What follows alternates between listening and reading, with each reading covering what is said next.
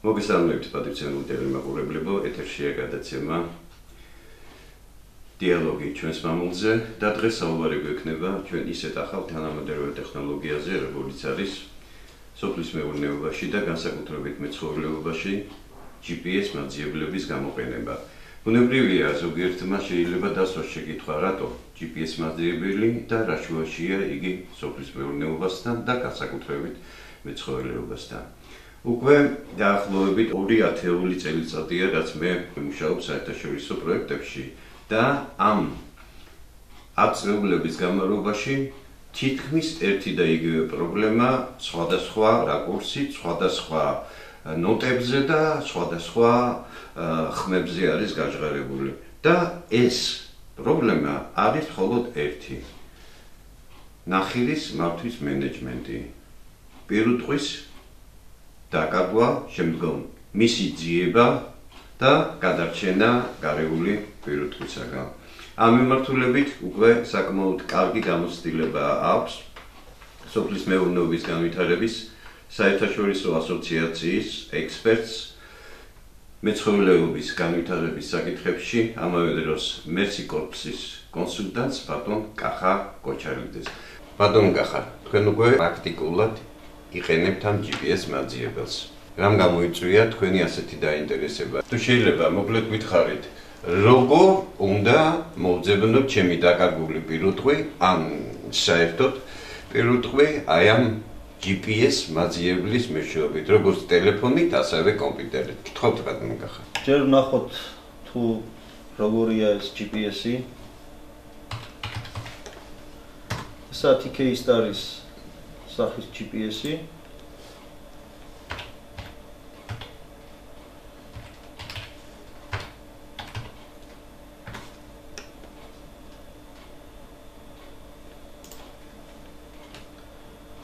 სადღაც სამთის კოლექცია ხდება, რომელიც მაგდება აი რენზე და ამის შეფუთვაც შეიძლება, თუმცა არის წყალგამძლეც არ აქვს, არც ყინვასაც უძლებს -40 გრადუსამდე და სიცხეს +60 გრადუსამდე. ეს არის ესეთი მოწყობილობა, არის ასევე ამისთვის აპლიკაცია ტელეფონში, თუ გამოვიყენოთ ეს, მაგრამ ამისათვის საჭიროა ტელეფონი ჯერ დაუკავშირდეთ აი GPS. ოპერატორს. ბრეკაუტ დიახ, ერთხელ საკმარისია გავიდეს ზარი. საკმარისია და ველოდებით SMS-ის მოსვლას, რომელიც პირდაპირ იქნება ლინკის სახით მოცემული. აი მოვიდა. თან გვიჩვენებს ელემენტის მდგომარეობას, თუ რამდენი პროცენტია ელემენტი. საჭიროა თუ არა ელემენტის დატენვა? კი ბატონო. 12 დღის განმავლობაში ჭირდება ერთხელ დატენვა. აი, ესე გვეუბნებთ, შეგვიძლია ვნახოთ Google Maps-ის საშუალებით, აი აქ იმყოფებიან ახლა აი მომენტისთვის ძროხები. კომპიუტერში შეგვიძლია ვნახოთ უფრო ფართოდ.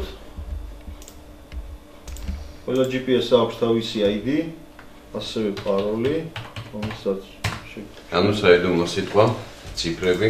კი ბატონო.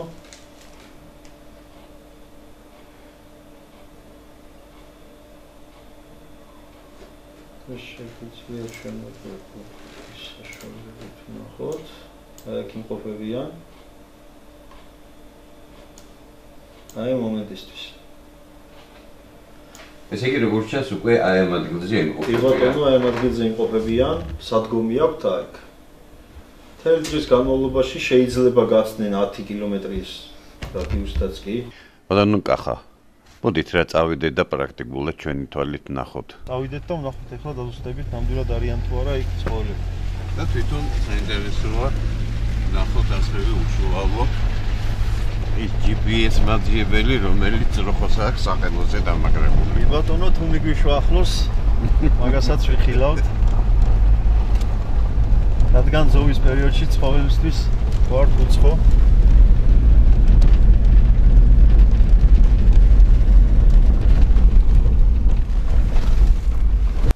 სადაც აქ უნდა იყვნენ, გადავალთ აქ გოფარებულია და უნდა გამოჩნდეს წესით უკვე.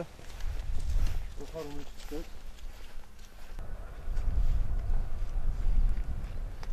აი. ნიშნიანი თავზე როთესლი აქვს ის ხა. ასევე ტელეფონში მაქვს აპლიკაცია, რის საშუალებითაც შემიძლია გავიგო თუ ერთი თვის წინაც სად იმყოფებოდა ძროხა, რა ადგილას იყო, რამდენ ხანს ძოვდა, რომელ საათზე გავიდა სადგომიდან, რამდენ ხანს დაჰყო მან მინდორში და რომელ საათზე დაბრუნდა. ფაქტიურად ისიც შეგიძლიათ დაადგინოთ, დალია თუ არა წყალი. კი ბატონო, ადგილი მდებარეობის მიხედვით, რამდენ ხანს გაჩერდა. აბსოლუტურად ყველაფრის გაგება შეიძლება ამ GPS-ით. ძალიან მარტივად, სახლიდანაც, ქუჩაში ტელეფონის საშუალებით, თუ კომპიუტერთან წვდომა არ გვაქვს და ამერიკიდანაც.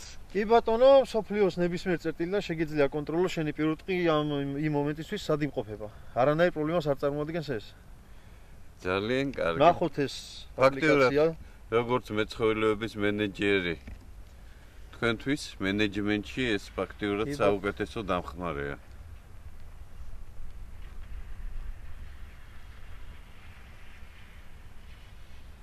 კიდევ ერთხელ თუ შეიძლება მოდელი TK Star-ი GPS-ია ეს TK Star-ის მოდელი, რომელიც ძალიან მისაღებია საქართველოს პირობებში. რამდენადაც მე ვიცი, თქვენ 2 წელიწადია ცდიდით სხვადასხვა მოდელის GPS მაძიებლებს და კი მქონდა ჩამოტანილი ამერიკიდან ინტერნეტ საშუალებით გამოვიწერე, მაგრამ არ მუშაობდა.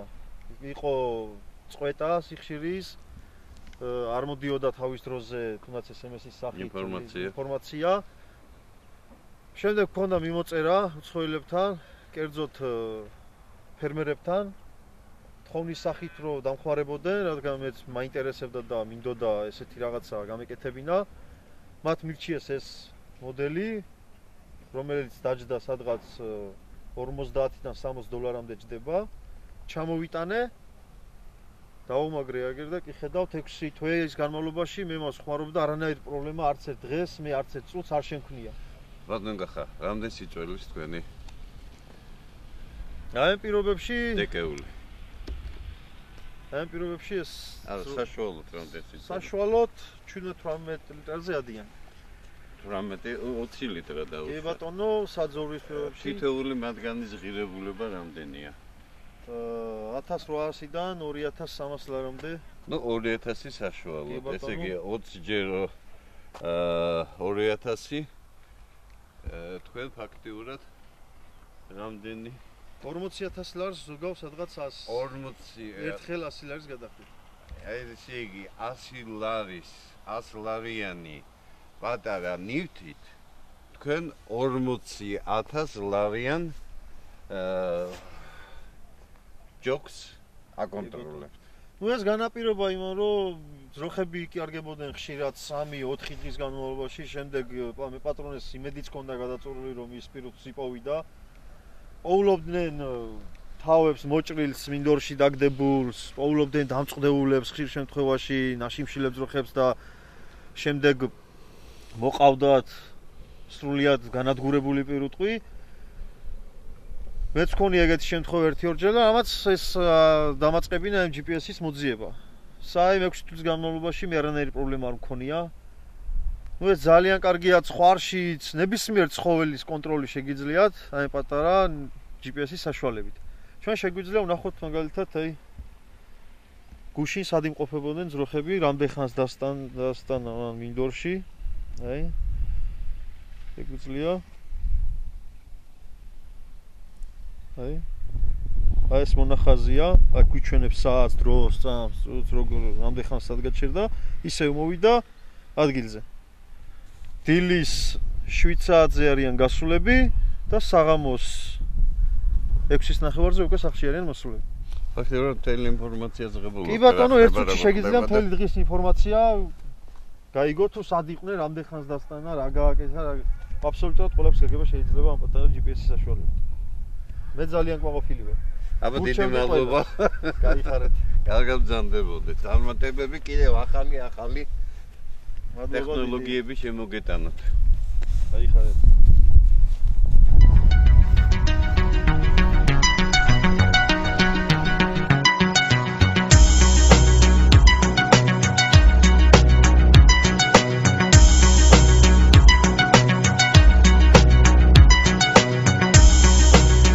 ბატონო მაკახამ ჩვენ ისიც გითხრა რომ არა მარტო ფეხა რქოს ამ პერიოდზე შეიძლება გამოყენება არამედ აი ამ ცირე მინი დანადგარების გამოყენება შესაძლებელი არის ასევე ჩვენთვის საყვარელი არსებების ეს იქნება კატა ეს იქნება ძაღლი თქვენ ხედავთ აი მას აქ აი ამ ადგილზე საყელოზე დამაგრებული ეს მინი მაძიებლები და ნებისმიერ დროს შეგვიძლია ვიპოვნოთ თუ სად არის ჩვენი საყვარელი არსება. არა და საკმაოდ ხშირად ეს იქნება Facebook-ი, ეს იქნება ტელევიზია, სხვადასხვა განცხადებები, ჩვენ ხვდებით დავკარგე. ესა და ეს ჯიშის ძაღლი, ან ამ ჯიშის კატა, პოვნელი აუცილებლად დასაჩუქრდება. ასე რომ იმ შემთხვევაში თუ იქნება გამოყენებული ესეთი პატარა მინიმაძიებლები პრობლემა არ არის მისი ბონის. გარდა ამისა, როგორც გითხარით, არა მარტო ცხვირფეხა პერიოდში არის იგი გამოყენებული. აი ჩვენ ხედავთ ეკრანზე, სწორედ აი ამ ლიდერ ცხვარზე არის დამაგრებული GPS მაძიებელი და სწორედ აი ამ ლიდერ ცხვარს მიყვება მთელი ფარა. ასე რომ არც ამ შემთხვევაში არ არის პრობლემა მისი მოძებნის.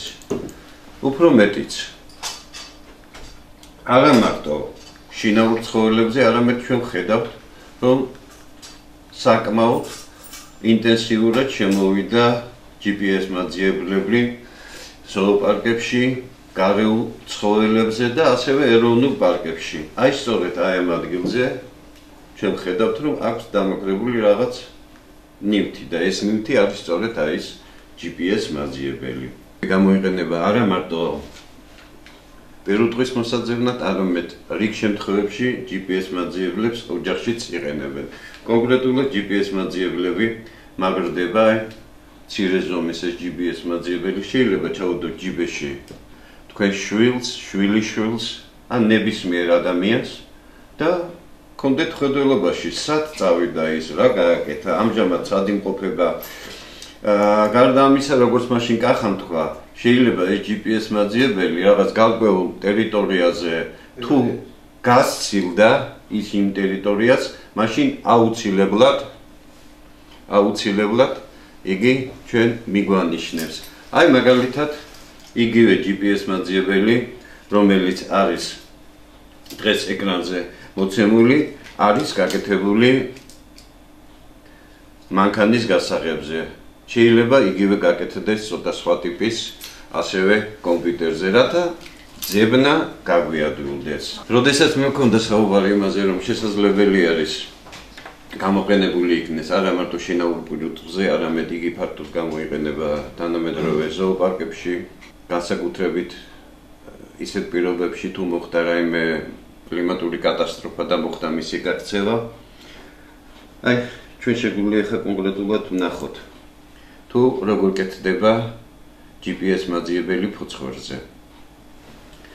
ბუნებრივია მონადირემ დააძინა. ჩვენ ხედავთ თუ როგორ იძინებს ახლა ამჟამად ფოცხვერი. შემდგომ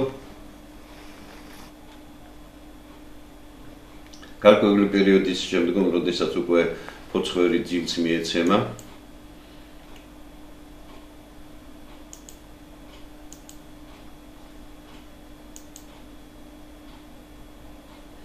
ხდება უკვე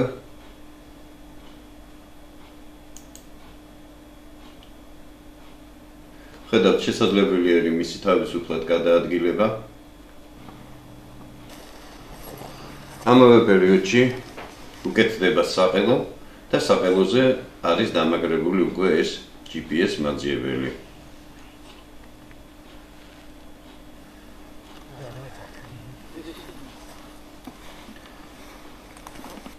GPS მაძიებლის დამაგრებაც საკმაოდ ადვილი არის, დიდ სირთულეს არ წარმოადგენს.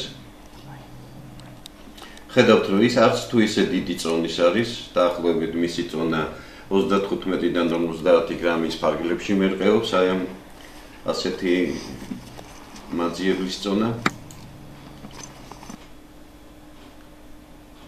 და უკვე შესაძლებელი არის ის გადავიყანოთ ნებისმიერ წერტილში, როგორც ზოოპარკში, ისევე ეროვნულ პარკში ან სადმე სულ ერთია. ან მოვახდინოთ მისი ტრანსპორტირება სასურველ ადგილზე.